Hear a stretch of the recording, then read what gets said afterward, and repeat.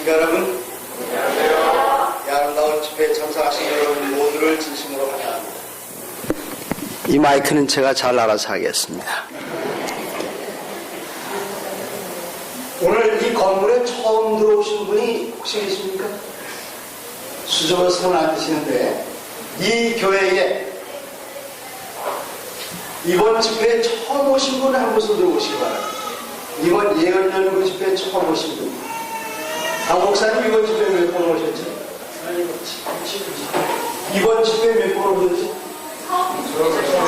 네, 처음 오십니다. 잘 못 알아들으십니다. 이번 집회에 처음 오신 분, 한 번 손 들어보세요. 아, 이제 알아들었습니다. 처음. 자, 그러면 이번 집회에 처음 오신 분 다 잘 사모님 나오시기 바랍니다. 대단히 감사합니다. 여기 전참에 두 번째 왔어요? 제가 왜 일어서 있는 줄 아십니까? 제가 이 집회 처음 왔기 때문에 저도 일어서 있는 겁니다. 자, 이제 두 번째는요. 이 건물에 이전에 한번 들어와 보신 경험이 있으신 분들만 한번 앉으시기 바랍니다. 네, 그대로. 그래, 서 계시면 됩니다. 집 뒤돌아보시는 분. 여기 처음 한 사람. 네. 제가 아주 분명하게 말씀드렸는데, 이 앞에 있는 분은 일산에서 왔는데 저하고 같이 왔습니다. 한번 뒤돌아보시고요. 안녕하십니까.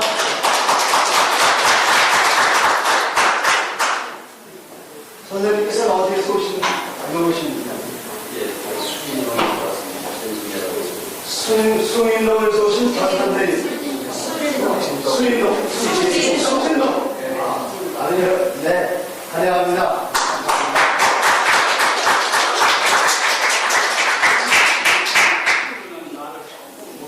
네, 어디서 오셨습니까? 신흥동입니다. 네, 성함은요? 신흥동이요. 성함. 조성준 씨. 조성준 선생님 환영하십니까?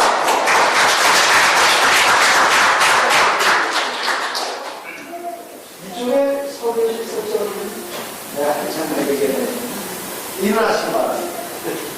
어디에서 오신 누구시죠? 해평동입니다. 해평동에서 오신 정광철 선생님 환영하십니까? 옆에 계신 분. 바로 옆에 계신 분. 네. 악수해달라. 아마 제 말이 좀 어려운 것 같습니다. 오늘 소리 잘 못 알아듣으시네요. 왜 그런가 했더니 제가 금방 비교해서 돌아왔어요. 자, 저를 따라서 한번 해보시기 바랍니다. 누구든지 교회에 오면 행복합니다. 희망이 있습니다. 사랑받을 수 있습니다. 여러분 그렇게 생각하십니까? 그럼 옆에 계신 분들 손을 꽉 잡으시면서 사랑합니다. 잘 오셨습니다. 해주시기 바랍니다.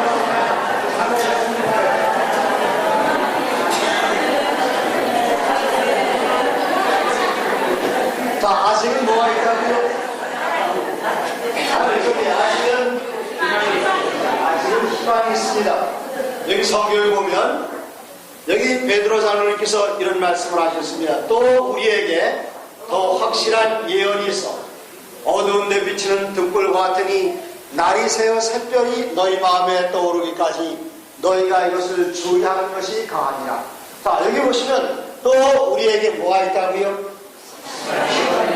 네, 더 확실한 예언이 있다 그랬습니다. 그런데 이 예언은 어떤 예언인가 하면 보통 예언이 아니라 확실한 예언인데 어떻게 확실한 예언인가 하면 그 확실한 앞에 한 글자가 더 붙어 있어요.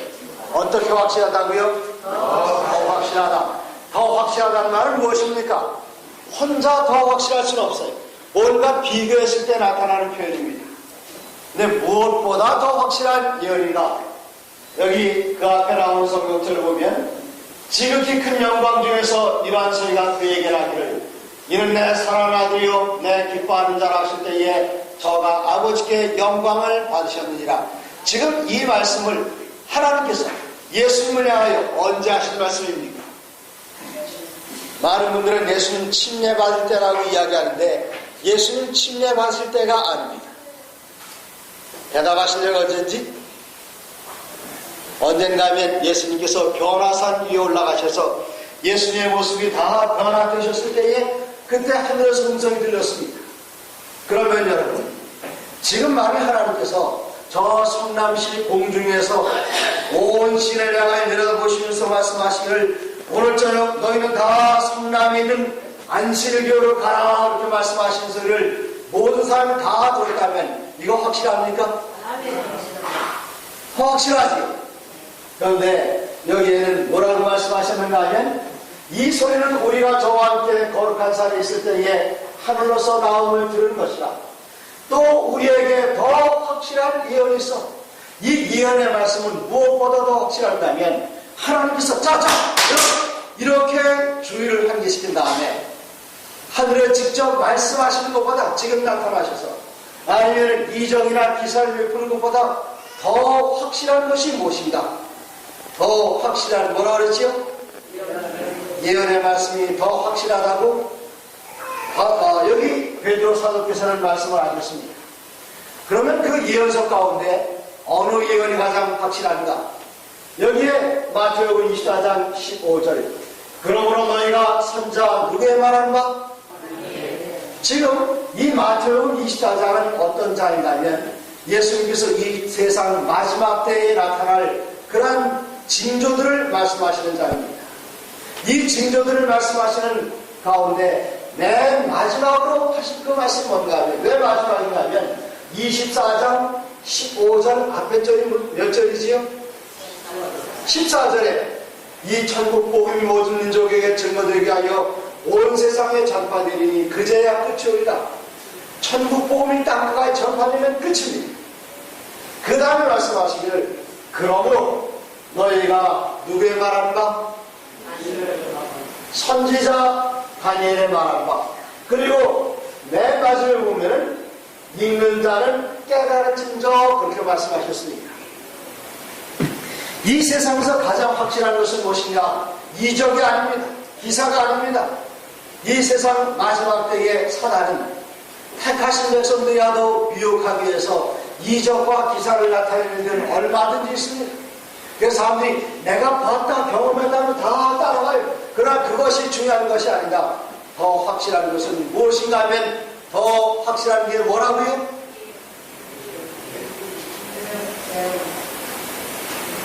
여기에 있는 분들만 공부하시고 이쪽에 청년들은 잘 못 들은 것 같아요. 더 확실한 게 뭐라고요? 예언. 이쪽은 안 봐주는 자신 삐져서 대답을 안 합니다. 더 확실한 게 뭐라고요?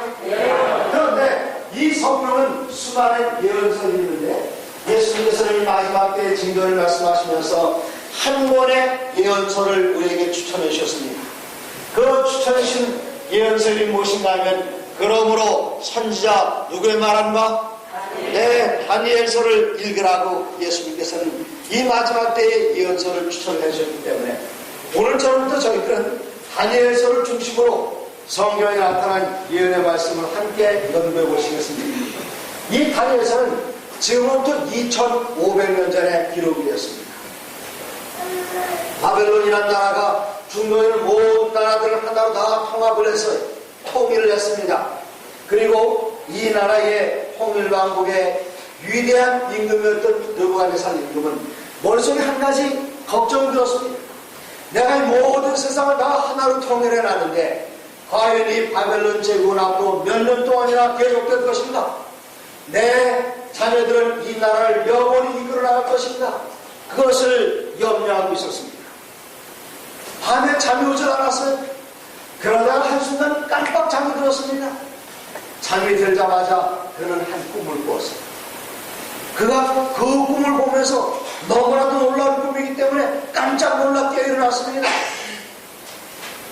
그런데 더 놀라운 사실은 무엇인가 하면 조금 전에 놀라운 꿈을 꾸었다고 생각하는데 깨보니까 꿈이 하나도 생각나지 않아요.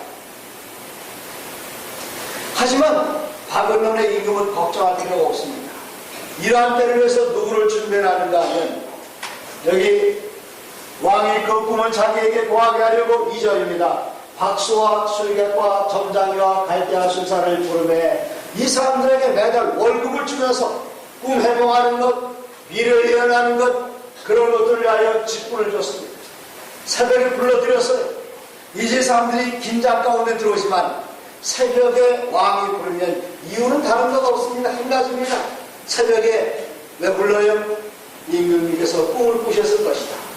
그러면 그 꿈은 내가 알아맞추고 나의 지위가 높아지고 월급도 더 받을 수 있어야 하는 그러한 기대를 가지고 들어왔는데 문제는 이것이었습니다. 임금님께서 내가 어젯밤에 꿈을 꾸었다. 예, 말씀하십시오. 그러나 임금 말씀하시기를 너희가 그 꿈을 알아맞추고 그 꿈을 해몽하라 그렇게 이야기했습니다. 여러분 남의 꿈을 알아맞힐 수 있나요? 네, 이 왕은 신하들에게 요구했습니다. 그러나 신하들은 말하기를 왕 앞에 대답하여 내 세상에는 왕의 그 일을 보일 자가 하나도 없습니다. 이는 크고 권력 있는 왕이 이런 것으로 박수에게나 술객에게나 갈대아 술사에게 물은 자가 절대로 이제까지는 없었습니다. 그런데 왕은 이제까지 이러한 술사들과 점장이들을 바로 이란 때를 위해서 양성해놨는데 이란 때 사용하지 못한다면 쓸모없는 일이었습니다. 그래서 그는 12절입니다. 왕이 이로 인하여 진노하고 통분하여 바벨론 모든 박사를 다 어떻게 하라고요? 여러분 꿈을 매밤 꾸나요 안 꾸나요? 그럼 그 꿈을 다 기억하나요 못하나요? 그러면 내 꿈 기억 알아맞지 못한다면 사람 죽일 일이 있나요 없나요? 없지요. 그런데 옛날 중동의 임금들은 어떤 생각을 했는가 하면 그가 꾸는 그 꿈은 보통 꿈이 아니라 내가 섬기는 그 신이 내가 믿는 그 신이 나에게 무언가 전달하려고 하는 것이다. 그렇게 믿었습니다. 그런데 신은 나에게 꿈을 줬는데 내가 그걸 잊어버렸어요. 잊어버렸을 때에 누가 하는 사람은 어떻게 느꼈는가 하면 이는 분명히 내가 믿는 그 신 나에게 진노하고 있구나. 그가 겁이 났습니다. 그렇기 때문에 이 꿈을 반드시 알아내려고 했어요. 그럼 여기 보시면 왕의 명령 내림에 박사들은 죽게 되었고 다니엘과 그 동무도 죽이려고 차렸더라. 그날 새벽에 왕들이 박사들을 불러들일 때에 다니엘이 거기 있었나요 없었나요? 네? 없었어요. 그러면 왜 그날 거기 없었을까요? 누가 불러들인다면 왕이 불러들이는 겁니다. 아무나 들어오는 게 아니에요. 여기에 김장군 아버님께서 계십니까? 네, 계신다 그래요. 여기 지금 계십니까? 여기 지금 안 계세요. 아마 다른 데 계신 것 같습니다. 이 장로님 아버님께서 한 번밖에 안 계십니다. 갑자기 너무나도 편찮으셔서 병원 응급실에 갔습니다. 응급실에 가보니까 누구만 있는가 하면 인턴들만 있어요. 인턴을 영어로도 의사를 뭐라 그러죠? 네? 닥터라고 그래요? 그러면 인턴이 닥터입니까 아닙니까? 지금 의견이 두 가지입니다. 어떤 분 고개를 가로들이고 계시고요. 인턴이 닥터야 아니에요? 맞아요? 그런데 지금 김장교에 들어가 보니까 아버지만 급해 죽겠는데 인턴들만 쫙 있습니다. 이번 응급처치를 제대로 하면 거기 10명이 왔다 갔다 하는데 그때 장로님 어떻게 하시겠습니까? 전문의. 네? 전문의를 불러라? 아니요. 인턴도 뭔데? 닥터인데. 지금 여기 왕은 누구를 불렀는가 하면 박사 아비소사 아무나 다 와라 그게 아니었습니다. 그 중에서도 과장급 이상 교수 정도 되는 사람 아마 그런 사람들 불렀던 것 같아요. 그런데 다니엘을 왜 죽게 되는가 하면 다니엘도 뭐기 때문에? 박사기 때문에 죽어야만 했습니다. 근데 다니엘은 그 얘기를 들을 때에 왕의 명령이 왜 이렇게 급하신 겁니까? 걱정하지 마십시오. 하룻밤만 기다리시면 제가 그 꿈을 알아맞혀드리고 해몽해드리겠습니다. 누구에게 하는 약속인가 하면 이 나라의 절대 지존인 왕에게 하는 약속입니다. 하룻밤만 미뤄달라고요. 그는 그의 생명을 하고 연장하기 위해서 시간을 벌려는 것이 아니었습니다. 다니엘이 이렇게 확신을 가지고 말할 수 있었던 그 이유가 무엇일까요? 그 이유는 무엇인가 하면 다니엘은 기도의 사람이었습니다. 항상 기도하는 사람이었어요. 그래서 그가 이제까지 기도를 해왔기 때문에 하나님께서 이번에도 기도드리면 응답해 주시려 하는 기도에 대한 확신이 있었기 때문에 그렇게 했던 것입니다. 여러분 어려운 일이 있으시면 하나님께 가지고 오셔서 기도를 안 하시면 하나님께서 그 모든 문제를 해결해 주실 수 있으십니다. 자, 다니엘이 들어가서 왕께 구하기를 기하라 하시면 왕에게 그 해석을 보여드리겠다 이야기했습니다. 그는 집에 돌아와서 기도드렸습니다. 무슨 기도를 드렸을까요? 그날 밤 처야기도 드렸을까요? 처야기도 아닙니다. 그가 드린 기도는 무엇인가 하면 그의 친구들을 불러서 하나냐, 미사엘, 아사엘에게 그 일을 구하고 특별한 기도를 하나님께 구하겠습니다. 여기 마태복음 18장 19절에 보시면 이 세상에서 진실로 다시 너에게 이르노니 너희 중에 두 사람이 땅에서 합심하여 무엇이든지 구하면 하늘에 계신 내 아버지께서 저희를 위하여 이루게 하시리라. 천야 기도가 아니었습니다. 사람들은 기도를 길게 하면 하나님께 잘 들으신 줄 알아요. 그런데 누가 말을 길게 하는 줄 아십니까? 어떤 사람이 말을 길게 해요? 믿지 못하면 말을 길게 하는 겁니다. 제가 좀 마음에 안 드는 남자가 하나 있어요. 요즘은 그 남자가 없어서 참 다행입니다만은 어떤 남자인가 하면 저녁 때 한 4시, 5시 되면은 동네에 종을 치고 딸랑딸랑 나타나면 이 동네 모든 여자들이 그 남자를 향해 쫓아갑니다. 요즘도 그런 사람 있어요? 네? 아, 있어요? 성남에 있구나. 제가 사는 동네는 그런 분들 안 계세요. 이쪽에 청년들 무슨 얘기인지 아십니까? 딸랑딸랑 잘 몰라요? 잘 모르시죠? 여기가 어머니 대답하고 있어요. 누구 나타나는 거예요? 네? 두부 장사 나타나면 동네 여자들이 다 쫓아나갑니다. 그런데 두부 한 모에 얼마지요? 1,000원이요? 그런데 그 남자가 딸랑딸랑하고 나타나는 게 제 안에 막 뛰어나가다가 아차 뒤돌아서 저도 뭐라고 말하는가 하면 지금 얼마가 필요한 거예요 제 아내가? 네? 얼마? 2,000원? 그럼 제 아내가 제게 나타나서 저를 향해서 오 사랑하는 나의 남편이시여 내가 당신을 얼마나 사랑하시는지 당신이 아시지 않습니까? 믿습니다. 얼마 달라고요? 2,000원만 주실 줄을 믿습니다. 주시옵소서 하고 1시간쯤 이야기한다면 제가 어떻게 생각할까요? 네? 그거 좀 이상한 거 아니에요? 네. 그냥 여보 돈 있어요? 얼마? 2,000원. 그럼 제 주머니 2,000원이 없어요. 얼마짜리겠습니까? 만원짜리 있으면 그냥 줘요. 그런데 그 말하는데 말을 길게 할 필요가 있습니까? 짧게 합니까? 짧게 합니다. 그래서 제 아이들이 학교에 등록금 고지서 받아오면 어떻게 합니다면 아버지에게 말을 길게 하잖아요. 아버지 제가 이번 학기에 국어도 공부하고 수학도 공부하고 영어도 공부하고 등록금 얼마나 나왔는데 주실 줄로 그런 얘기 안 합니다. 아버지 등록금 하고 휙 던지면 그걸로 끝난 거 나가서는 여기에 이 다니엘과 그의 세 친구들이 그날 밤 기도를 길게 할 필요가 없었습니다. 간단하게 왜 그런가 믿었기 때문에 항상 기도의 응답을 해주셨기 때문에 이 사람이 뭐라고 기도드리는가 하면 하나님 우리 다 죽게 됐습니다. 살려주십시오. 두 번째 사람 느부갓네살에게 무슨 꿈 꾸게 해주셨습니까? 저에게 보여주시옵소서. 세 번째 사람 해몽도 보여주시옵소서. 네 번째 사람 줄 믿고 자겠습니다. 그렇게 하는 겁니다. 길게 할 필요 없어요. 그들이 그렇게 기도드리고 잠을 잤을 때에 이의 은밀한 것이 밤의 이상으로 다니엘에게 나타나 보임에 다니엘이 하늘에 계신 하나님을 찬양했습니다. 그리고 이튿날 느부갓네살에게 갔습니다. 그리고 이야기합니다. 왕이시여 왕이 꿈속에서 커다란 무엇을 보았습니다? 신상을 보았습니다. 그런데 그 신상의 머리는 무엇이요? 정금이요. 나의 팔과 가슴은 무엇입니까? 네? 배와 넘쪽 다리는? 제가 말씀드렸는데 어떻게 하십니까? 다 알고 있는 거예요. 33절 그 종아리는 철이요 그 발은 얼마는 철이요 얼마는 진흙이었나이다. 또 왕이 보신들 사람의 손으로 하지 아니하고 뜨인 돌이 날아온 돌이라는 뜻입니다. 뜨인 돌이 신상에 철과 진흙에 발을 쳐서 부서뜨리네.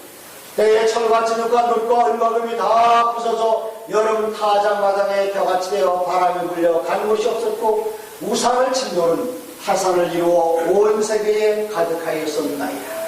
지금 이 느부갓네살이 이 이야기는 깜짝 놀라고 있습니다. 누가 꿈꾸는데? 자기가 꿈꾸는데 누가 말하고 있어요? 다른 사람이 말하고 있어요. 이거 정말 놀라운 사실입니다. 이제 다니엘은 계속 이야기합니다. 그 꿈이 이러한즉 내가 이제 그 해석을 왕 앞에 진술하겠습니다. 왕이시여, 왕은 여람의 왕이시라.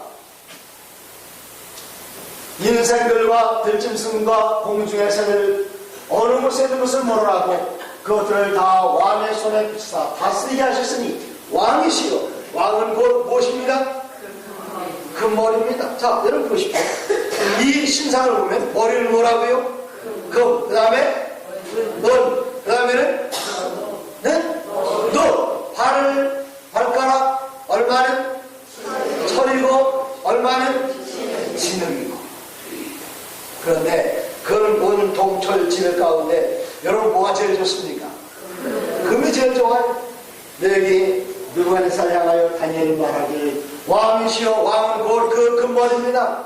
하나님께서는 앞으로 이 바벨론의 장래가 어떻게 될지를 궁금해하는 느부갓네살에게 이 신상을 통해서 앞으로 전개될 세상의 역사를 보여주셨던 것입니다. 왕이시여 당신은 곧 그 금머리입니다. 바벨론 제국이었던 나라입니다. 역사에는 이렇게 기록이 되었습니다. 온 땅은 비할 데 없이 장엄한 여왕과 같은 이 도시에 무릎을 꿇었다. 고대 역사가 헤로도토스가 느부갓네살이 죽은 지 100년이 지난 다음 바벨론에 갔는데 그때까지 많은 금이 남아있었습니다. 바벨론은 우상숭배가 아주 극심한 나라였습니다. 그런데 이 나라에서 모든 신상을 무엇으로 만들었는가 하면 무엇으로 만들었을 것 같아요? 금으로 만들었습니다. 그리고 신전, 사당 이런 것들을 다 무엇으로 감쌌는가 하면 금으로 쌓아놨습니다. 그러나 그보다 더 놀라운 것은 무엇인가 하면 이 바벨론의 놀라운 문명과 과학이었습니다. 느부갓네살 임금의 아내들이 여러 있었는데 그 중에 제일 이쁜 여자가 누구였는가 하면 아미티스 공주였습니다. 여기 청년들은 지금 이쪽에 청년 눈이 반짝거리는 자기 얘기하는 줄 알고요. 그런데 이 아미티스 공주가 정말 예뻤는데 이 여자에게는 이상한 버릇이 있었어요. 그 버릇이 뭔지 아십니까? 이 여자가 아침에 일어나면 첫 번째 하는 일이 울어요. 아침 먹고 울어요. 점심 먹고 울어요. 저녁 먹고 울고 자다 깨서 울고. 여자가 아무리 예뻐도 이러면은 같이 살면 나요 안 나요? 안 나지. 그래서 느부갓네살이 아내에게 물어봤습니다. 왜 내 앞에서 하고 한 날 울기만 하는 겁니까? 이때 아미티스 공주가 뭐라고 말합니다면 대왕마마 나의 살던 고향은 그건 뭐지요? 두 팔과 한 가슴이라 그렇게 표현해놨습니다.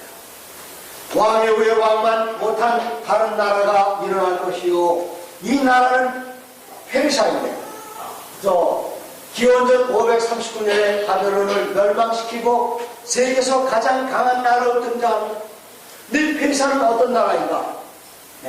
이 옆에 바벨론을 정복한 사실을 기록한 고레스 왕의 원통형 비석입니다. 제가 며칠 전에 보고 왔어요. 여기 페르시아 나라가 얼마나 커다란지 그 노란색으로 표현된 나라입니다. 그런데 마치 은이 갇혀 있어서 금보다 못한 것처럼 그 다음에 세계적인 왕국이 되었던 메디와 페르시아는 부와 영화에 있어서 바벨론보다 못했지만 페르시아는 은이 많기로 유명한 나라였습니다. 그래서 전 세계에서 최초로 은으로 돈을 만든 나라 어느 나라 같아요? 네? 눈치 빠른 분들은 벌써 대답했습니다. 내 페르시아 돈을 은으로 만들었어요. 그 다음에 세 번째 나라 등장합니다. 셋째로 이번엔 뭐 같은 나라죠? 롯도 같은 나라입니다. 자, 그러면 세계 역사를 아신 분이 대답해 보십시오. 바벨론 다음에 세계 절대 강자 누가 등장하죠? 페르시아 다음에 어느 나라 등장할까요? 그리스. 그런데 그리스는 무슨 금속으로 되어 있죠? 노스로 되어 있습니다. 이 나라는 노시 많은 나라였어요. 여기 중간쯤 오면 알렉산더를 헬라 문명으로 구리처럼 용화시켰다. 고대 그리스 사람들은 구리 재련에 너무나도 탁월했기 때문에 고대 역사가에 의해 노스로 뒤집어 쓴 그리스인들로 불릴 정도였다. 그리스, 헬라 나라입니다. 이 나라 유명한 인물이 있습니다. 누구죠? 알렉산더예요. 이 군대는 무엇을 가지고 다녔는가 하면 18자나 되는 기다란 창을 들고 싸움을 했습니다. 그 사람들을 팔랑스 기병대라고 해요. 이 사람들은 기다란 창을 가지고 있었기 때문에 전투할 때에 16명이 섭니다. 맨 앞줄에 16명, 그 다음에 16명, 몇 줄로 서는가면 16명씩 16줄로 서요. 그 맨 뒤에 있는 사람들은 창을 똑바로 들고, 그 다음에 맨 앞에 있는 사람은 창을 90도로 들고, 그 앞으로 전진하면 됩니다. 18자면 아마 여기서 박 목사님 계신 데보다 더 멋지 모르겠어요. 창을 딱 들고 앞으로 전진만 하면 어떻게 되는 거죠? 일치대에 16명씩 앞으로 나가면 그 앞에 모든 문제가 아니고 물러날 수밖에 없었습니다. 그래서 앞에 사람이 전사하면 맨 뒤에 사람들은 똑바로 들고 맨 앞에는 직각으로 들고 있다가 그 아마 팔랑스 대형을 여러분 그리면서 보신 분이 계실 것입니다. 그런데 이 창을 다 무엇으로 만들었는가 하면 무엇으로 만든 창? 무엇으로 만든 방패? 네? 이쪽에는 노시라고 대답하면 돼요. 팔갈 병가 뭐로 만들었고요? 네. 노스로 뒤집어 쓴 나라였습니다. 이제 이 그리스 나라 다음에 네 번째 나라가 등장합니다. 이번에 등장한 나라는 무슨 나라일까요? 넷째 나라는 강아지가 무엇 같으리니? 철 같으리니. 철은 모든 물건을 부서뜨리고 이기는 것이라 철이 모든 것을 부수는 것 같이 그 나라가 문 나라를 부서뜨리고 빵할 것이며 이제까지 있었던 나라들 가운데 가장 강한 최강국이 나타났습니다. 자, 바벨론이 당시 최강국이었죠. 그 다음 페르시아가 최강국입니다. 앞으로 나온 모든 나라들은 역사에서 최강국들입니다. 그런데 여기는 금속을 비교하면 금, 은, 동, 철 가치가 시간이 지나갈수록 높아지나요? 떨어지나요? 떨어지지만 강도는 더 높아지는 것을 발견하게 됩니다. 이 나라는 로마 나라입니다. 지금 위에 있는 군대가 그리스 군대예요. 아래에 있는 군대는 로마 군대입니다. 이 그리스 군대는 아주 기다란 창을 가지고 싸웠지만 로마 군인들의 칼은 길지 않았어요. 아주 짧았습니다. 그래서 이 로마 병정이 시저에 가서 이야기합니다. 우리에게 칼을 길게 만들어 주십시오. 얼마나 길어야 되겠는가? 그랬더니 로마 병정이 말하기를 한 걸음 좀, 요 정도만 좀 길게 해달라고. 이때 시저가 지혜롭게 대답합니다. 뭐라고 대답하는 줄 아십니까? 그러면 한 걸음 앞으로 나가서 찔러라. 그런데 이 기다란 창과 싸워서 어떻게 짧은 칼이 이길 수 있는가? 제가 궁금했었는데 제 친구 중에 한 친구가 그 무술을 하는 친구가 있어요. 이 친구의 특기가 18기입니다. 18기에서 뭘 잘하는가 하면 너 특기가 뭐냐고 물어봤더니 단봉이라고 해요. 무슨 봉이요? 단봉이 어떤 봉입니까? 긴 건 단봉, 중간은 증봉, 짧으면 아주 쉬워요.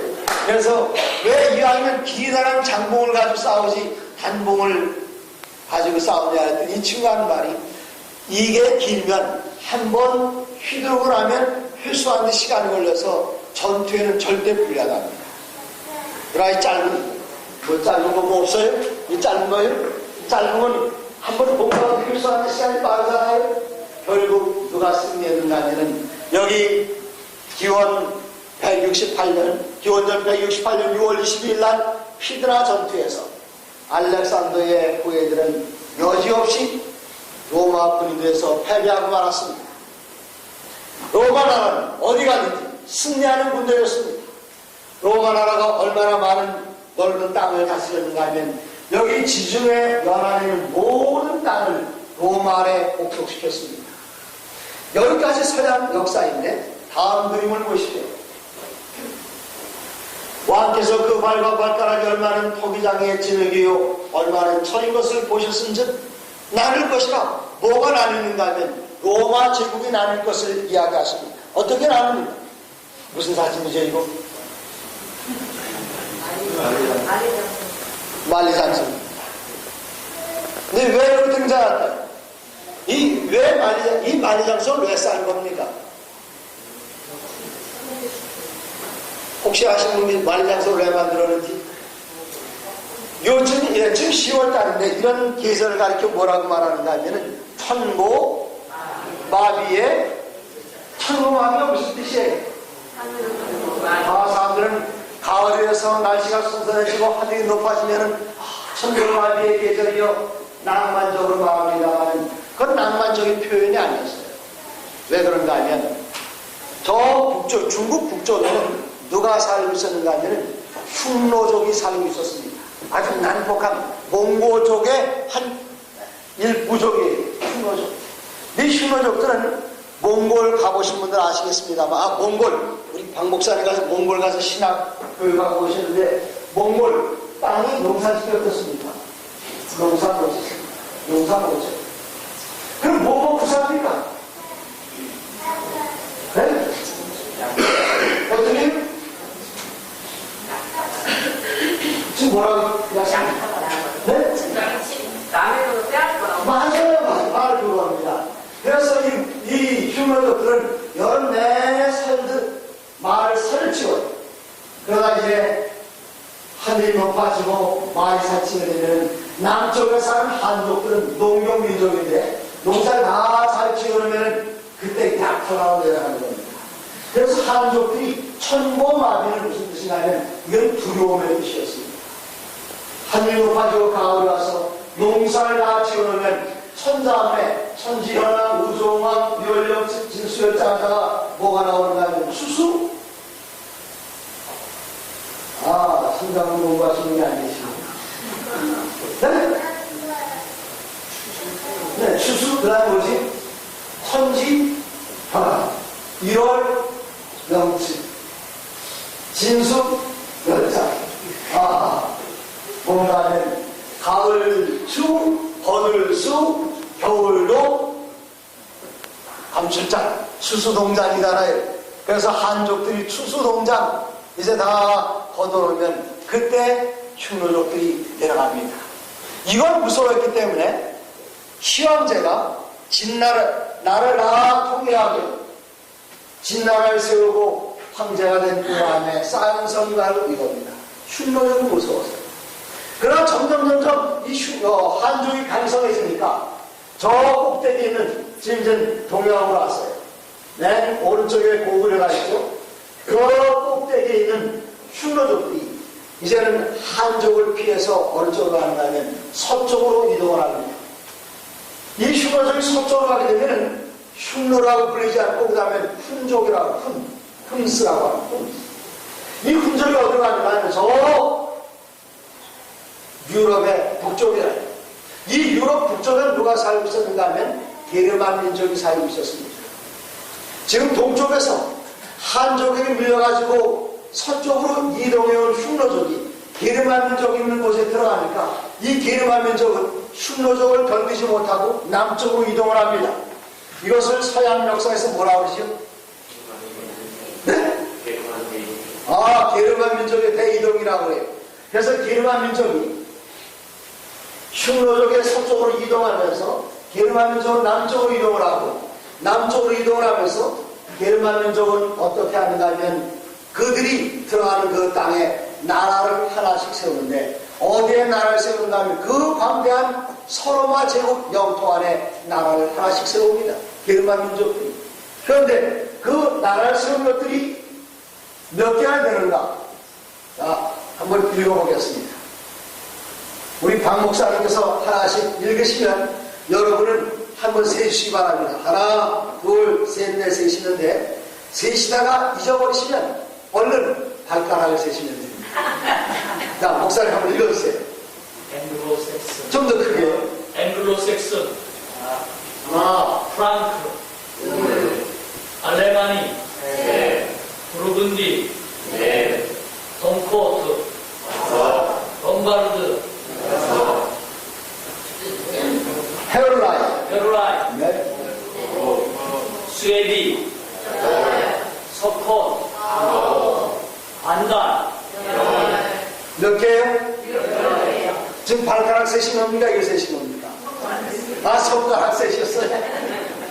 네, 정확하게 몇 개의 나라가 갈라졌는가 하면 10개의 나라로 갈라졌어요. 네, 그 다음에는 뭐라고 말씀하셨는가 하면 자, 한번 읽어보세요. 시작.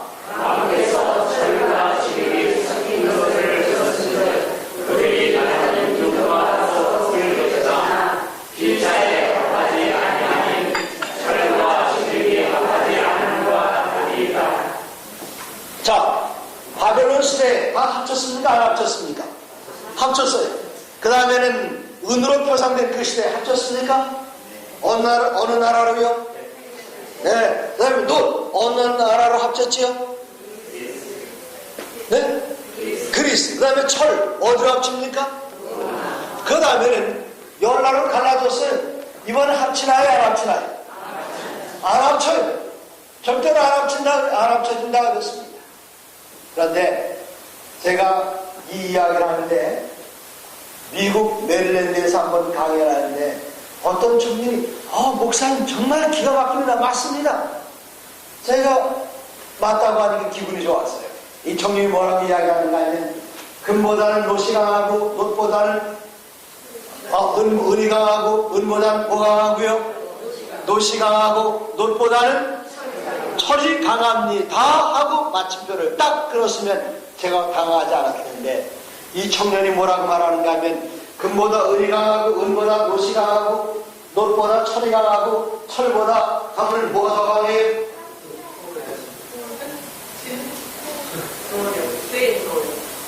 이 청년이 뭐라고 말하는가 하면 진흙이 강하다. 진흙이 철보다 더 강해요? 안 강해요? 이 청년이 이야기하는데 저는 메릴랜드 공과대학원에서 컴퓨터 공학을 하는 과학부입니다. 그런데 지금 전투기가 날아갈 때에 폭격기가 날아올 때 공격 적기가 날아올 때에 이쪽에서 뭘 쏘죠? 비행사에서 뭐 쏘는 거 있잖아요. 미사일을 쏴요. 그런데 미사일이 어떻게 이걸 따라가는 겁니까? 비행기에서 뿜어내는 그 열을 미사일 안에는 컴퓨터가 계산하면서 그걸 쫓아가는 겁니다.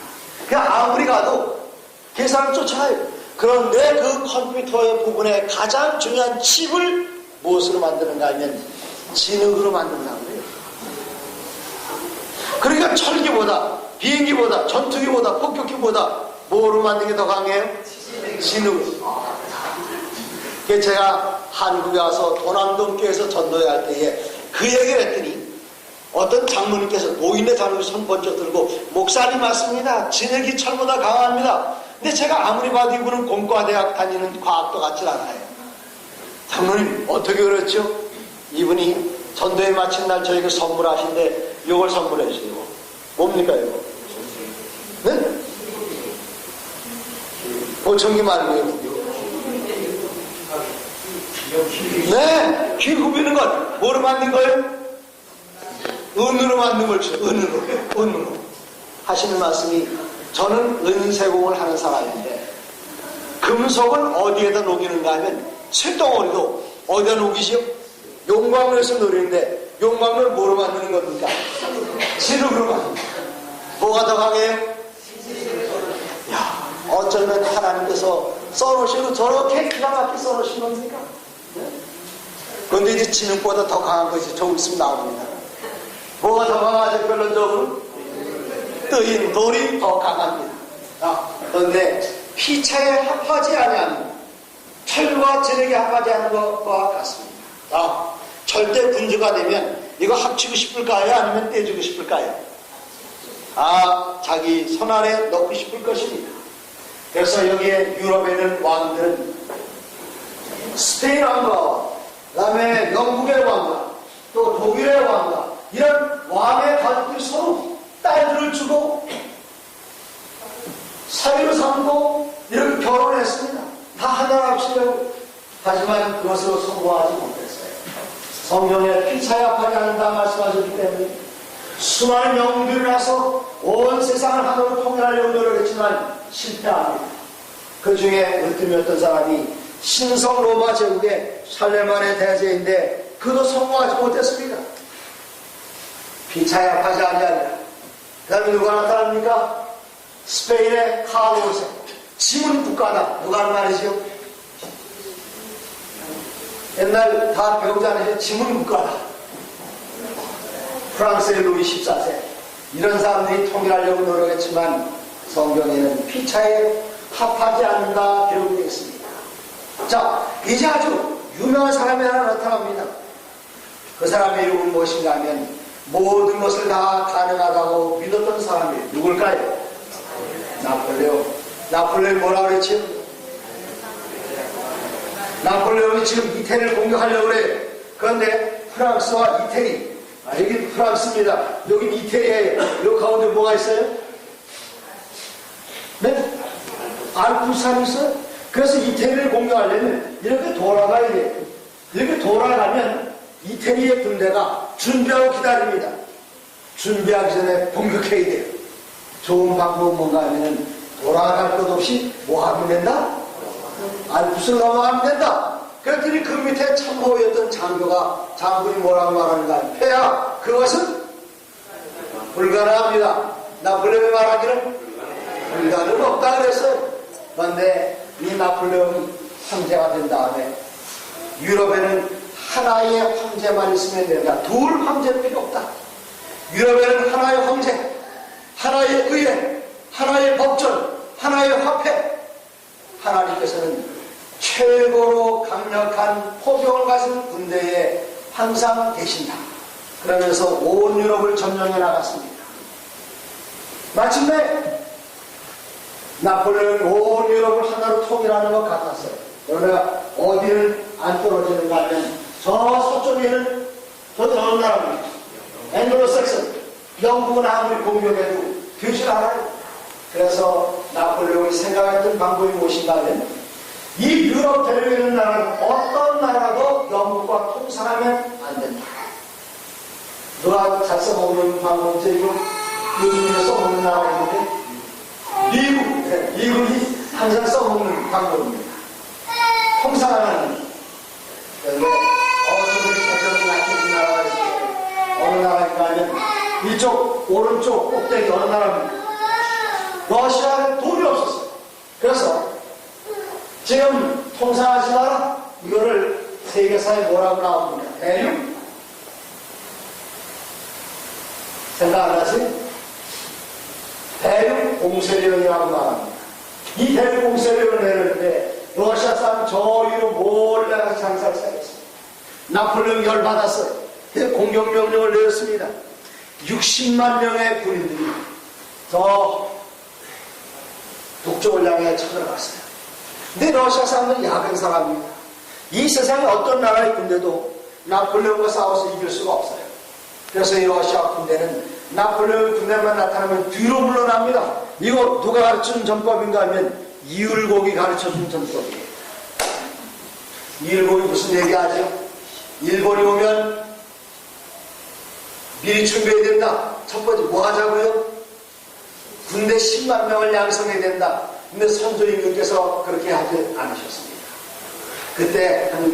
그때 무슨 작전을 얘기했는가 하면 뒤로 물러나는 겁니다. 뒤로 초토화. 어떻게 초토화 하는가 하면 적군이 사용하신 모든 양식 남겨두면 안 돼요. 집도 남겨두면 안 돼요. 도망갈 때 가져가는 것만 가져가고 나머지는 몽땅 다 불태우고 초토화 작전입니다. 근데 누가 그렇게 했는가 하면 러시아 군대가 그렇게 했어요. 이 프랑스가 밀고 가면 러시아는 물러가면서 계속 뒤로 도망갑니다. 전투하면 안 돼요. 계속 도망갑니다. 도망가면서 이 프랑스의 군대가 사용하신 모든 집들 다 부숴버리고 모든 양식 다 불태워버리고 계속 지금 나폴레옹 군대는 승승장구하고 있어. 계속 진격해갑니다. 진격해가요. 한 번도 반격다운 반격을 받아본 적이 없었어요. 그러다 갑자기 누가 나타나는가 하면 러시아의 아주 강적이 나타났습니다. 한 장군이 나타났어요. 그 장군 앞에서는 나폴레옹의 대군도 꼼짝 못했습니다. 여러분 그 장군 이름이 뭔지 아십니까? 무슨 장군이요? 공장군이라고 해요. 이 나폴레옹의 군대는 여름에 출병했습니다. 그래서 나폴레옹 군대가 입은 옷이 짧은 옷이었어요. 짧은 옷. 적진 깁스이 났습니다. 9월달에 입성했어요. 9월달이면 이 러시아의 상트페테르부르크의 유학 같은 그 유학생의 아버지, 어머니를 여쭤볼까요? 목사님을 갔다 오셨습니까? 추워요? 이게 정말 추워요. 그러다 이제 신문이 내리고 꽁꽁 얼어붙었습니다. 갑작스럽게 동상군이 쳐들어오니까 이 프랑스 아들은 굶어 죽고 얼어 죽고 병들어 죽고 이 60만 명이 출병을 해가지고 몇 명이 죽었는가 하면 돌아올 때는 10월부터 퇴가하기 시작해서 60만 명 가운데 몇 명이 죽었습니까? 40만 명. 성남시 인구 얼마나 돼요? 네? 100만. 이거 많네요. 40만 명이 죽었습니다. 40만 명. 이건 엄청난 소식입니다. 그리고 나폴레옹은 더 이상 내 사전에 불가능은 없다 말 못하고 1815년 6월 18일 모터를 전투에서 완전히 패배한 다음에 죽게 되었는데 그가 죽을 때에 뭐라고 말했는가 하면 나는 전능하신 하나님을 감당할 수 없다. 왜 그런가 하면 하나님께서 말씀하시길 피차에 갚아야 할 날이라. 이제 나폴레옹 다음에 또 한 사람이 나타나요. 이 사람 누군가 하면 누굽니까? 히틀러예요. 지금 여기 지도 보시면 독일 나치 문장이지요. 그 노란 그 영토만 독일 원래 영토입니다. 이 독일이 얼마나 넓어진지 보십시오. 지금 독일이 어디 있는지도 안 보이죠? 이 하얀 부분들이 몽땅 다 나치 군대가 점령한 땅입니다. 나폴레옹이 점령한 땅보다 훨씬 더 넓은 지역을 히틀러가 점령했어요. 그리고 히틀러가 온 세상을 하나로 통일하겠다. 하나님 피차약하지 아니하리라 말씀하셨는데 이 히틀러는 완전히 하나로 통일하겠다고 나타났습니다. 그가 제일 먼저 했던 것은 무엇인가 하면 폭격기를 동원하는 것입니다. 폭격기를 엄청나게 많이 만들었어요. 그리고 1940년 봄에 이 폭격기를 동원해서 영국을 공격합니다. 이제 독일에서 폭격기가 날아오면 영국에서는 뭐가 날아가는가 하면 전투기가 날아가요. 독일의 폭격기, 영국의 전투기가 공중에 싸우다가 영국 해역으로 다 빠져들어가요. 이런 일이 계속돼서 이제 영국은 점점 고갈돼 갑니다.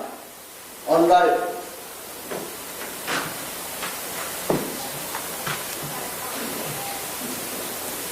영국의 수상 윈스턴 처칠이 사이렌 소리를 들었어요. 어디로 들어가야 되지요? 방공호로 들어가야 됩니다. 윈스턴 처칠이 방공호로 급하게 딱 들어가는데 누가 딱 맞췄는가 하면 이 나라의 공군을 책임지고 있는 항공장관 마셜 파크 장군을 만났어요. 파크 장군에게 무슨 질문을 했는가 하면 이런 질문을 했습니다. 파크 장군, 우리에게 지금 전투기가 몇 대나 남아있습니까? 이때 뭐라고 대답했는 줄 아십니까? 죄송합니다, 각하. 죄송합니다, 각하. 뭐라고 대답했어요? 이제 마지막 전투기를 날려보냈습니다. 무슨 전투기요? 마지막 전투기. 이제 끝장난 거예요. 지금 이 시간에 히틀러가 뭐 많이 보낼 필요도 없어. 폭격기 몇 대만 보내면? 한 대만 더 보내면 영국은 끝장나는 겁니다. 제가 이 이야기를 읽을 때에 손에 땀을 줬어요. 왜 땀을 줬는가 하면 영국의 운명 때문에 땀을 준 것이 아니라 하나님의 말씀이 히틀러 앞에 무릎 꿇는 그런 순간입니다. 폭격기 한 대만 더 날라오는데. 그런데 여러분, 아멘할 준비를 하시고 다음 얘기 들어보시기 바랍니다. 준비되셨습니까? 히틀러가 폭격기를 아무리 많이 보내도 영국에서 계속 전투기가 날아오니까 이때 영국은 전투기가 엄청나게, 내가 모르는 전투기가 엄청나게 많이 나보다. 안 되겠다. 여기서 폭격을 멈추고 폭격기를 더 만들자. 거기서 끝냈습니다. 별로 아멘 안 해요. 좋아요. 이제 폭격기를 엄청나게 많이 만들고 가을에 공격을 합니다. 가을 언제가 하면 1940년 9월 말이었어요. 9월 달은 특징이 뭔가 하면 날씨가 항상 맑았습니다. 여기 6.25 사변 경험하신 분 계십니까? 6.25 사변. 저밖에 없어요? 아무 손 안 들었어요. 없어요? 6.25 사변 경험하신 분. 저밖에 없어요? 저도 사실 경험 못했어요. 뱃속에 있었습니다. 제가 휴전하던 그 해에 태어났어요. 근데 제 어머니께서 말씀하시기를 미군 폭격기가 날아와서 다리를 하나 교량을 폭파하는데 한 번에 딱 맞춰서 교량 폭파한 예가 없답니다. 폭격기가 줄지어 내려와서 하나 던지고 올라가고 왜 그런가 하면 레이더에서 정확하게 쏘는 게 아니에요. 그냥 대충 가서 떨어뜨리고 올라가는 겁니다. 그런데 6.25 사변보다 지금 10년 전이죠. 이때의 이 비행기들은 날씨가 맑지 않으면 뜰 수가 없었어요. 그래서 맑은 날을 기다리는데 9월달은 안개가 없습니다. 히틀러가 이때 기다렸어요. 얘는 폭격기 준비 다 끝났습니다. 날씨만 맑으면. 그런데 저 영국은 전투기 준비 못했어요. 독일은 폭격기 준비 끝났습니다. 9월달이 됐어요. 9월달 전투 명령을 내려고 했습니다. 아까는 아멘 별로 안 하셨는데 준비됐습니까? 좋아요. 이때 어떤 일이 나는지를 말씀드리겠습니다. 9월 17일부터 30일까지 짙은 안개가 꼈습니다. 아까보다 좀 커졌어요.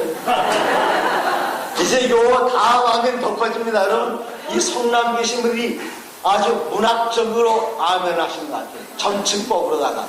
정사는 아멘. 이 다음 아멘은 훨씬 더 커집니다.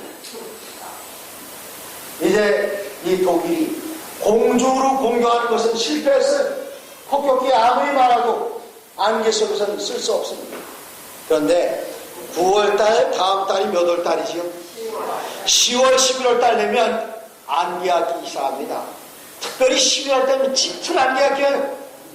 안개가 끼면 뭐 하기 좋지요? 비행기는 어떻게 해요? 뭐 하기 좋습니까? 상륙작전 하기가 좋아요. 상륙작전. 여기 영국 앞에 해강 코앞에서 보여요, 안 보여요? 안 보여, 알기 때문에. 그래서 히틀러는 어떻게 했는가 하면 상륙작전을 벌이기로 했습니다. 1940년 12월 안개 낀 날 상륙작전을 기획하고 독일의 모든 해병대원들을 한 곳에 모았습니다. 이제 명령만 내리면 영국은 하루아침에 끝장나요. 영국은 그것도 모르고 그냥 밤에 잘 자고 있습니다. 어떤 일이 일어났을까요? 아멘할 준비됐습니까, 여러분? 네? 이쪽만 된 것 같아요.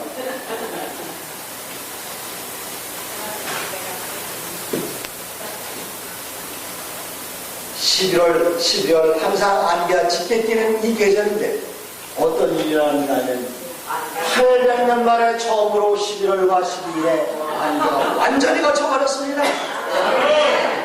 이게 웬일입니까? 드디어 아멘 하시기 시작하셨습니다. 아멘. 근데 그것밖에 안 돼요. 자, 이제 공중으로 공격해서 됐어요, 안 됐어요? 안 됐어요. 물 위로 공격해서 성공했습니까? 안 됐어요. 이제 한 군데 남았어. 어디 남았죠? 땅이 어딨어요? 영국하고 독일. 뭐가 남았습니까? 네, 물밑이 남은 겁니다. 물밑 작전. 물밑 작전. 이 독일은 뭐가 있었는가 하면 아주 세계적으로 아주 우리말로 뭐라 그러죠? 악명 높은, 영어로 notorious, 악명 높은 잠수함이 있어요. 그 잠수함 무슨 줄 알아요? 잘 몰라요? 유보트 잠수함. 이 유보트 잠수함들은 정말 해적 같은 잠수함들입니다. 그냥 아무데나 불쑥 올라와가지고 적 함도 공격할 뿐만 아니라 산선도 공격을 합니다. 이거 아주 악명 높은 잠수함이에요. 이제 1941년 그 다음에 3월달이었습니다. 히틀러가 전 세계 나가는 유보트 잠수함들 다 돌아와라. 이제 이 잠수함을 가지고 밑으로 내려가서 영국을 공격하겠다. 3월 14일 밤 독일의 모든 유보트 잠수함들이 한 곳에 모여 있어요. 히틀러가 그날만 명령만 내리면 잠수함들 물 밑으로 갑니다. 눈 안 보여요. 영국산 다 자고 있습니다. 이제 잠수함들을 한 번에 다 정복해 놨는데 영국 사람은 그것도 모르고 있는데 제 손에는 땀이 흐르고 있는데 여러분 너무 걱정하지 마시기 바랍니다. 무슨 준비만 하고 있으면 돼요?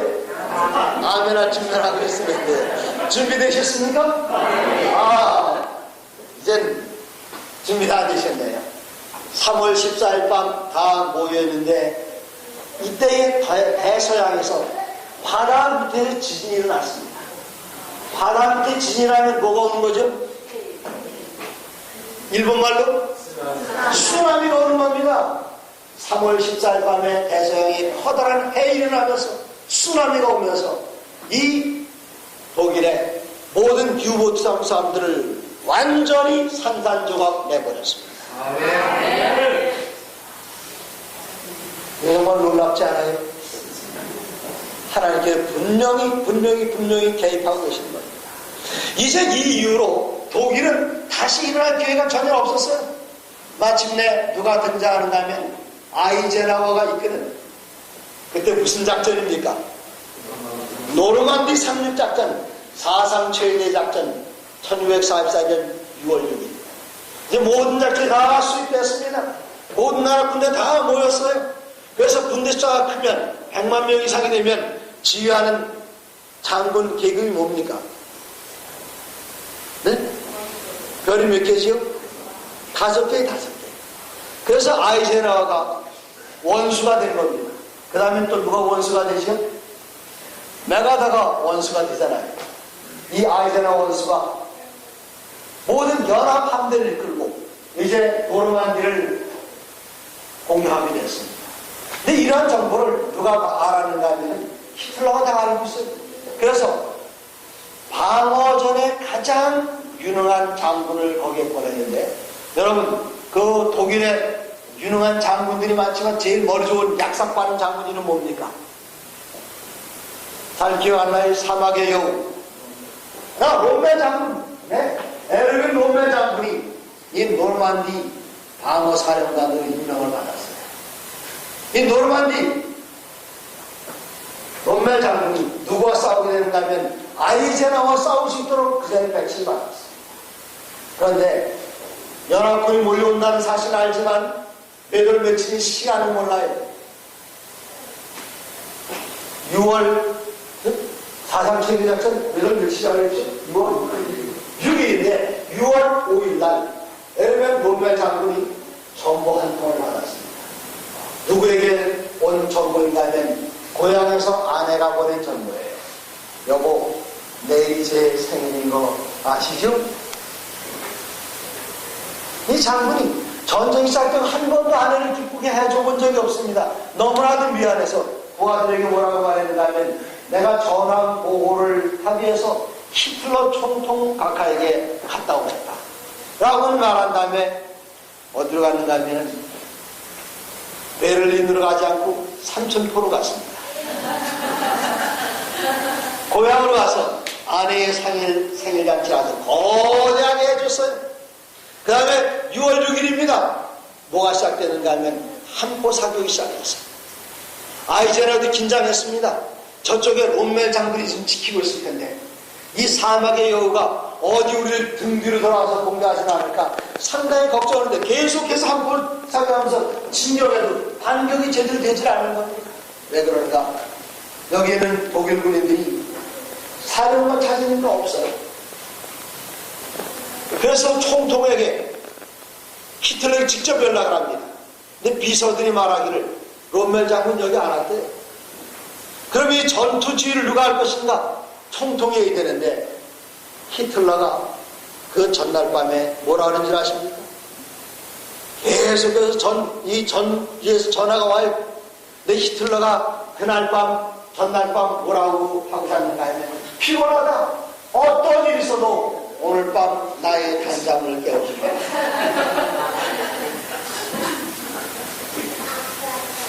어쩌면 하나님께서 이렇게 절묘하십니까? 뭐라고 말씀하시는가? 피차에 합하지 아니하리라. 하나님께서 그렇게 말씀하셨어요. 히틀러는 전쟁이 시작된 전투가 시작된 지 8시간이 지나서야 첫 번째 보고를 받을 수 있었어요. 하나님 정말 놀라우신 분이십니다. 여기 모든 이러한 명보고들이 유럽을 하나로 통일하려고 노력했지만 한 사람도 유럽을 통일하는 데 성공한 사람은 없습니다.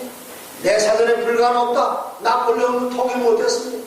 히틀러도 못했습니다. 하나님께서 말씀하셨기 때문입니다. 피차에 합하지 아니하리라. 자, 한번 읽어볼까요?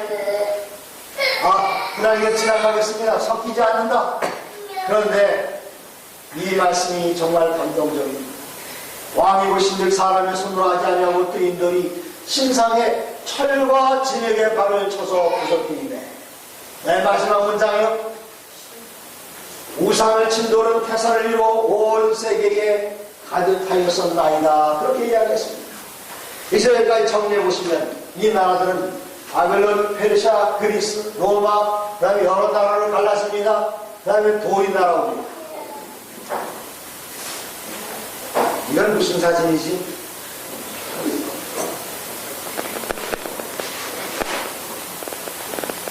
제 대학원 졸업사진입니다. 그 옆에 있는 두 아이들이 제 두 아들들인데 이 두 아들이 이제 다 커가지고 전부 다 키도 크고 키도 10cm나 크고 몸무게도 10kg나 나갑니다. 이제. 근데 둘 다 목사들이에요. 근데 저는 제 가족 소개하려는 게 아니라 제 여러분이 오른쪽에 있는 저분이 누구이신가 하면 게라르트 하젤 박사님이십니다. 이분은 굉장한 수제예요. 2차 세계대전이 끝난 다음에 독일 전국 고등학생들이 뭘 했는가 하면 과학 경시대회를 했는데 독일 전국에서 1등 한 사람이 바로 이분입니다. 게라르트 하젤 박사님. 저분 제자가 접니다. 그런데 이 하젤 박사님 쓴 책이 무슨 책인가 하면 현대 구약신학의 동양이라는 얘기인데 그 책은 세계 어느 나라 신학자라고 그러는지 교과서에서 이분이 쓴 책. 한국에서는 누가 이 책을 번역했는가 하면 삼육대학에서 번역하지 않고 총신대학에서 번역해가지고 삼육대학에서 사서 이 책을 네? 저 책을 이화여대 번역했어요. 그런데 정작 내가 안 써야 연세대학교 신학대학교 이화여대에서는 기독교 교육을 안 받았었어요. 장상이라고 이게 총장 분이 번역을 했어요. 제가 언제 한번 강의한 적이 있죠. 지금 이런 정확한 정보를 가지고 계신 분이 어느 교회 누구시죠? 여러분 정말 복과 친구들이십니다. 근데 저는 이분 얘기를 하려는 것이 아니라 이분의 아버지가 누구신가 하면 프랭크 하젤이십니다. 이 프랭크 하젤은 44살 됐을 때에 2차 대전이 일어났어요. 2차 대전이 일어나면서 국가에서 44살 1차 대전에 참전했던 프랭크 하젤을 2차 대전 때 다시 잡아갔습니다. 총을 줬어요. 이거 가지고 적군을 공격하라고. 네, 프랭크 하젤이 총을 받지 않았습니다. 저는 총을 들지 않겠습니다. 끝까지 거절하니까 무엇을 주는가 하면 삽을 줘, 삽을 주면서 전투에 나면 항상 앞에 서라. 내가 적군을 향해 총을 쏘지 않는다면 적군의 총알이 너를 향해서 어떻게 하는지를 보여주겠다. 전투가 시작됐어요. 전투가 시작됐는데 다른 병사들은 총 들고 전쟁에 나가는데 이분은 맨 앞에서 삽을 들고 있습니다. 전투가 다 끝났어요. 끝난 사람들 사상자를 점검해 보니까 누가 죽었는가 하면 총 든 병사들은 다 죽고 삽을 든 병사는 여전히 살아있습니다. 이 전투가 전쟁이 시작될 때에 이 부대가 조직할 때 8,000명의 군대를 가진 부대였습니다. 근데 그 중에 8명이 살아남았어요. 그 중에 몸에 상처 하나 없이 살아남은 사람이 딱 2사람인데 이분이 그 중에 하나였어요. 별로 아멘 안 하시네. 그런데 이 사람은 전투가 일어날 때마다 총을 들고 있는 병사들이 삽 들고 있는 사람 앞에 그냥 와서 다 쓰는 거면 고대 쓰면 사니까요.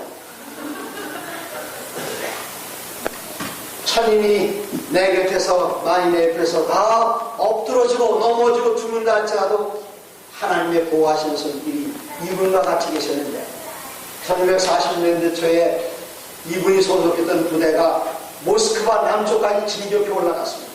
근데 어느 날 밤 부대 사령관이 이 하젤 1등병을 불렀어요. 이분이 목사님이셨습니다. 목사님이랄지라도 장군 앞에 1등병 계급장 가지고 서면 떨리게 돼 있어요. 벌렁 떨리는데 무슨 질문을 했습니다. 프랭크 하젤, 예! 자네는 이번 전쟁에서 우리 독일이 온 세상을 점령하고 유럽을 통합할 수 있으라고 믿는가? 그렇게 믿어요, 안 믿어요? 안 믿어요. 그런데 그 앞에서 안 믿습니다. 그럴 수 있나요? 없어요. 믿습니다. 그럴 수 있습니까? 그럴 수가 없어요. 땀을 뻘뻘 흘리고 이 장군이 콕 찔러서 대답하라! 말하라! 그때 하나님께서 지혜를 주셨습니다. 무슨 지혜를 주셨는가 하면 사령관이 일개 사병이 어떻게 이런 큰일에 대해서 말할 수 있겠습니까마는 제 개인적인 사적인 견해를 묻신다면 제 사적인 견해는 말씀드릴 수 있겠습니다. 내 사적인 견해를 말하라. 그때 무슨 얘기를 했는가 하면 제가 오늘 저녁에 말씀드리는 이 내용을 쭉 얘기했습니다.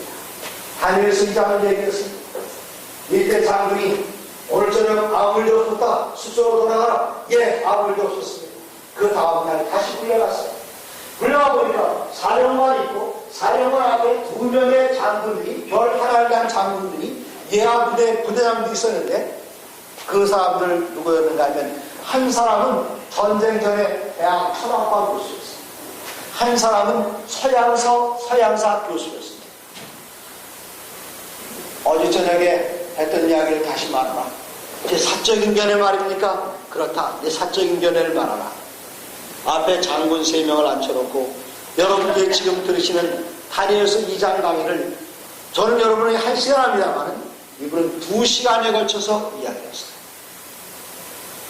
그리고 사령관이 앞에 서양사 교수 출신 장군에게 저희 병사 하는 말이 맞는가? 예, 정확합니다. 맞습니다. 맞습니다. 그날 저녁부터 어떤 일이 벌어졌는가 하면 이 부대에서는 휘발유를 아주 적게 소비하고 계속 휘발유를 비축해 놨습니다. 전쟁이 끝났어요. 독일군들이 집으로 돌아갑니다. 다른 부대의 독일군들은 집으로 돌아갈 때에 잘 가세요 하고 송별해 줄까요? 어떻게 갔습니까? 몽둥이에 맞으면서 갔어요. 하지만 이 부대는 어땠는가 하면 뭐가 많으니까? 휘발유가 넉넉하니까 전쟁이 끝나자마자 차 타고 곧장 독일로 갔습니다. 한 사람도 가다가 공변당한 사람이 없었습니다. 독일에 도착해서 미군의 포로가 됐어요. 미군의 포로가 됐을 때에 신문하는 그 신문관이 이 프랭크 하우젠 1등명의 개인 기록들을 보고는 고개를 갸우뚱하면 참 이상하다. 너희들이 다짜고짜 묻는 질문이 뭔가 하면 당신 무슨 죄를 졌어? 무슨 말씀인지 잘 모르겠습니다. 여기 당신 개인 기록 하기에는 전쟁이 성공적으로 수행되면 즉시 사형에 처할 것입니다. 무슨 죄예요? 예, 생각나는 죄가 있습니다. 저는 이 전쟁이 의로운 전쟁이라는 생각이 없었기 때문에 총을 들지 않았습니다. 아니, 나 지금 내 총을 안 들었다고요? 그렇습니다. 저는 집총하지 않았습니다. 그게 당신이 지은 죄 전부요? 한 가지 더 있습니다. 그게 뭐요? 저는 금요일 해질 때부터 토요일 날 해질 때까지 어떤 작업 명령도 수행하지 않았습니다. 아니, 당신이 안식일 지켰단 말이요? 그렇습니다. 그랬더니 미군 장교가 벌떡 일어나면서 솔직히 말씀드려 저는 유태인입니다. 유태인으로서 미군 장교이면서도 미군 부대에서 안식일을 지키지 못했는데 당신이 나치 군대에서 총도 안 들고 있으면서 안식일도 지켰단 말이에요? 당신 전쟁 전에 뭐 하던 사람이요? 저는 제7안식일 예수님의 목사였습니다. 그렇습니다. 이 지역에서 포로 잡힌 독일 군인들은 농장에 가서 일을 하게 돼 있는데 당신은 하나님의 일꾼이니 주님의 농원으로 돌아가시고 책석에서 기록하기 지어버리고 석방에서 그냥 집으로 돌아갔습니다. 이날 독일 군대가 승승장구하고 있던 그때 어떻게 장군 앞에서 담대하게 이야기할 수 있었을까요? 그 이유는 무엇인가 하면 뭐 때문에요? 하나님의 말씀 때문에 피차에 아파하지 아니하리라. 그러면 그 다음에는 어떻게 될 것인가? 피차에 아파하지 않은 그 다음에 나타나는 결론이 이것입니다. 그것은 무엇인가 하면 사람에게는 번화가 되었으나 하나님께로는 산 택하심을 입은 보배로운 무슨 돌이요? 무슨 돌? 무슨 돌이요? 이건 데이트 스토리 아닙니다. 무슨 스토리입니까? 네? 리빙스톤. 산돌 되시는 예수님. 공주의 뜨인 돌은 누구신가 하면 산돌, 죽은 돌이 아니라 산돌, 리빙스톤이 바로 예수님이십니다. 이제 이 온 세상은 어떤 나라로 하나로 합치게 될 것인가? 미국이 세계의 절대 마지막 강자가 아닙니다. 절대 마지막 강자는 누구인가 하면 뜨인 돌이 나라, 하나님의 나라. 그러므로 주 여호와께서 가라사대 보라내가 한 돌을 시온에도 기초를 삼았노니 곧 시험한 돌이요 귀하고 견고한 기초돌이라. 그것을 믿는 자는 급절하게 되지 아니하리라. 예수님을 믿는 사람들은 급절하게 되지 아니하리라. 자, 이제 다 같이 읽겠습니다. 시작.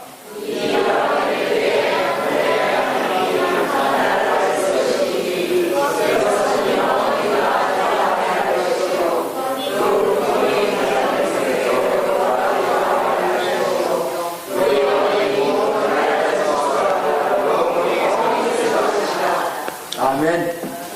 누구의 나라입니까? 하나님의 나라입니다. 금나라입니까? 은나라입니까? 무슨 나라지요?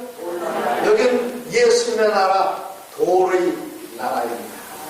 이 나라가 이 땅에 임하고 있습니다.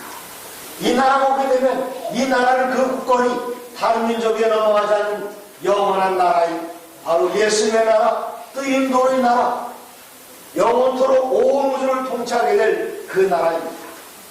이제 그 나라의 말하기를 이는 우리 하나님이시라 우리가 그를 기다렸습니다. 그가 우리를 구원하시려다. 우리는 그 구원을 기뻐하며 즐거워한다. 이 모든 것들을 증거하신 예수님께서 말씀하십니다. 뭐라고 말씀하십니까? 내가 진실로 속히 오리라 하시거늘 우리는 뭐라고 대답할까요? 이제 뜨인돌이 곧 날아옵니다. 뜨인돌이 머리를 쳤나요? 가슴을 쳤습니까? 발을 쳤습니다. 바벨론을 치지 않았어요. 페르시아를 치지 않았습니다. 어디를 쳤는가 하면 지금 얼마는 철이요 얼마는 진흙이요 다 갈라져 있는 이 지구의 마지막 시대에 뜨인돌 되시는 예수님께서 속히 임하실 것을 성경은 이야기하고 있습니다. 지금 머리끝부터 발끝까지 이런 모든 예언이 추호에 틀림도 없이 완벽하게 완전히 성취됐습니다. 이제 하나만 남았어요. 뭐만 남았습니까? 무슨 돌이요? 뜨인돌 하나만 남았습니다. 금보다 은이 강합니다. 은보다 노시 강합니다. 놋보다 철이 강합니다. 철보다 뭐가 강하다고요? 진흙이 강해요. 하지만 이 모든 강자들 중에 최강자는 누구인가 하면 뜨인돌 되시는 예수님의 나라입니다. 이제 그 나라가 속히 임합니다. 그 나라가 임할 때에 여기 계신 모든 분들께서 그 나라의 시민으로 하늘나라에 같이 입성하게 되기를 간절히 바랍니다. 여러분 그렇게 원하시는 분 계시면 자리에서 일어나셔서 여러분의 결심을 주님께 보여드리시기 바랍니다. 대단히 감사합니다. 대단히 감사합니다. 한 분도 빠짐없이 달려 서셨습니다. 이제 머리 숙이고 저를 따라서 함께 기도하시겠습니다. 고마우신 예수님, 오늘 저녁 저희들에게 놀라운 예언을 들려주셔서 감사합니다. 뜨인돌의 나라가 다가오고 있습니다. 그 나라의 시민 되기를 원합니다. 저희를 받아주시옵소서. 저희를 영접해 주셔서 너무나 감사합니다.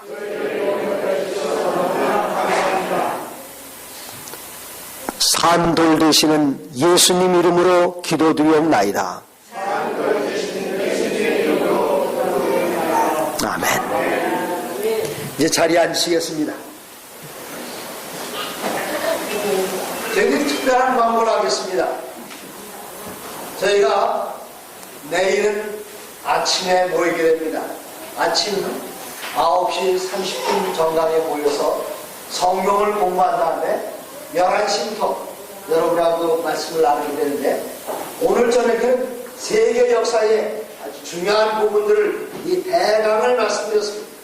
하지만 내일 아침에는 무엇을 말씀드리게 되는가 하면 이 성경 예언 가운데 연, 월, 일, 시간까지 아주 쪽집게처럼 정확하게 맞추는 그런 놀라운 예언이 하나 있습니다. 내일 아침 그 예언을 여러분에게 공개해 드리겠습니다. 내일 저녁엔 집회가 있지 않겠습니다. 그래서 내일 오전 9시간 오늘 처음 오신 분들은 9시간 좀 이르다 생각하시면 11시에 늦지 않고 와주시면 대단히 감사하겠습니다. 대단히 감사합니다. 아침에 뵙겠습니다.